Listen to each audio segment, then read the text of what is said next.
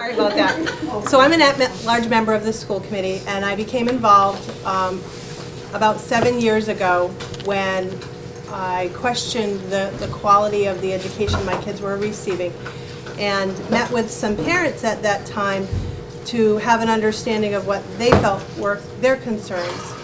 And around that time, the high school was put on accreditation warning status for its accreditation because of the facilities issues and the academic issues. And that was really kind of the starting point for me to become more involved as I would probably say more of an activist and less of somebody who decided not to just sit on their hands. I wanted to kind of move forward. We worked hard together on what was called the bond campaign for the $30 million worth of improvements for the high school at that time as well. I started to become involved on the school improvement team and also served on the PTO.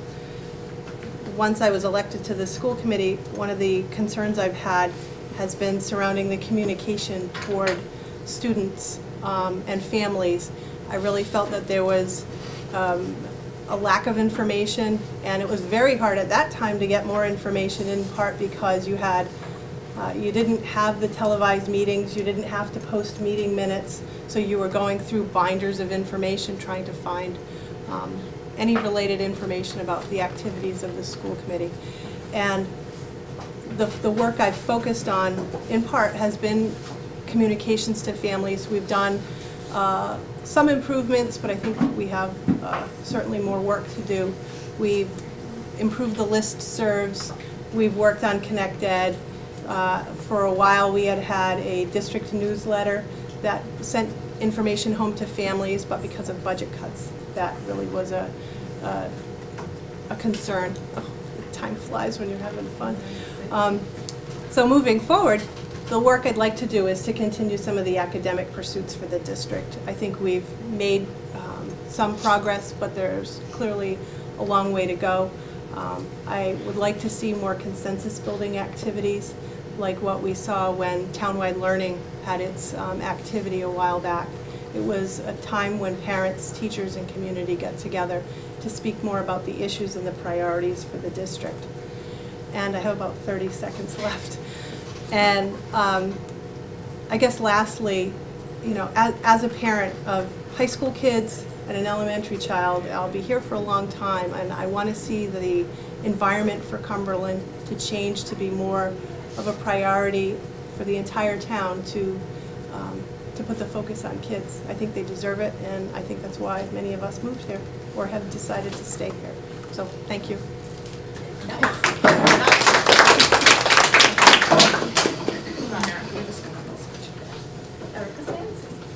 My name is Erika Sanzi. My story is a little bit similar to Lisa's. I moved to Cumberland 5 years ago. I'm not from Rhode Island originally. And I became involved in February when an elementary restructuring proposal was put out to the public. And at that time, I am ashamed to admit, but also think it's important for everybody to know, that I was a very uneducated voter in Cumberland. So I didn't know any school committee members' names. I didn't know my state representatives' names. And since the proposal came out and I dove into reading it and sort of becoming much more informed of what's going on, not only at the local level but at the state level with regard to education and other issues, I became aware that I thought that Cumberland had a very big problem in terms of education. And sort of it became a mission for me to do whatever I could to get the community engaged, get the community talking, engage people in a dialogue, and really see if I could have a positive impact. My children are 1, 3, and 5, so this is the beginning of what's going to be a very long process for me. I am a former teacher, and so I've seen districts that work really well, I've seen districts that don't work as well, and unfortunately this is probably the worst thing that I've ever witnessed. But I also think that it gives me an interesting perspective, because it makes me realize that if schools as great as what I've witnessed can happen anywhere, they certainly can happen here. And I believe that every single child deserves the opportunity to say that they go to a great public school.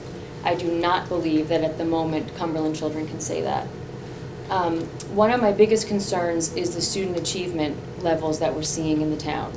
If you look at the data it is indisputable that our students are not performing well in really any area at all, particularly math, and the science scores came out this week, which are also quite poor.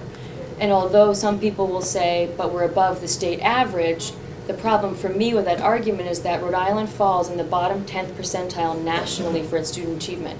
So being above the average in the bottom 10th percentile is not really what we're striving for, and Cumberland is now in the bottom half of the bottom 10th percentile. Rhode Island Department of Ed has us ranked as the 21st school district out of 36, at the most recent thing that I've seen.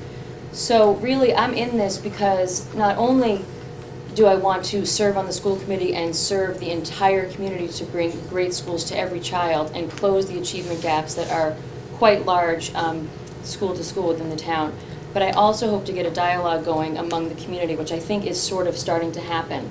The Concerned Cumberland Parents Facebook page, some of the advocacy work we did for Race to the Top and for the funding formula are examples that the community is coming together, collaborating, and though we're not agreeing on everything, I think that we really do have something happening. There's momentum, and I'm hoping to foster that and continue working, and if elected, which I hope I am, I will do everything in my power to ensure that every child has a great education here. Thank you.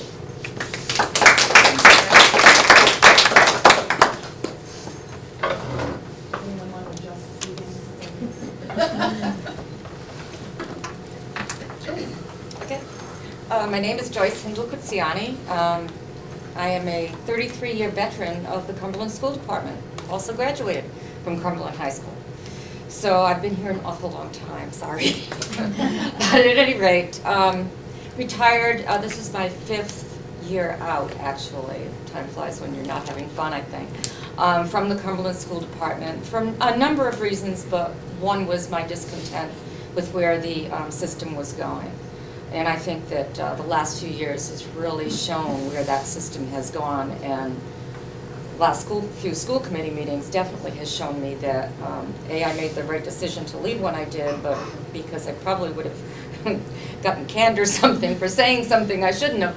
But again, the reason that I decided to run was to say now I've got to go back into it, because I just couldn't wait and see these things happening to the system that I love, to the schools that I love. And I'm going to talk about some of the things. One is, of course, I was the principal, for those of you who don't know, I was the principal over at McQuat Middle School from 1992 to 2006. I was the second principal of, the third principal of the school. Since I even retired, there's going to be there's a fourth and a fifth one coming in. So it kind of shows you kind of, I think, what kind of atmosphere is being at this system now. It's like people are not staying. And why are they not staying? Because they're not being actually honored for their work. They're being micromanaged. They're being, I'd say, dissed. And if you understand what that means, yes. So those are the kind of things. Programs have been eliminated. I had a very successful program, just to give you an example, for my English as a second language students. Again, mathematics used to be just numbers, and they had no problems with it. Now they are reading problems. Well, they're not fluent in English. So we had a special program. Of course, it got eliminated after a year and a half of very successful work. Got a budget eliminated. You know, we talked the other day about the scheduling at the high school. There was no reason for any problems with the schedule in the high school. I'm sitting there in the auditorium saying, oh my God, this lady should have had her schedule done. They have all the information on all of the students by March. There is no excuse for what happens at the high school regarding schedules. So there's a number of issues. Again, other programs that we have seen go away, music, arts, home economics, all those things that are very, very vital, especially to a middle school child. So those are some of the reasons. I love this town. I've been in this town for an awful long time. When I was in school, it was one of the top 10 systems, and I want to see it there again. Thank you. Now I'm beat ready. Hi everyone, I'm Paul DiModica. I'm a parent of children in the Cumberland school system.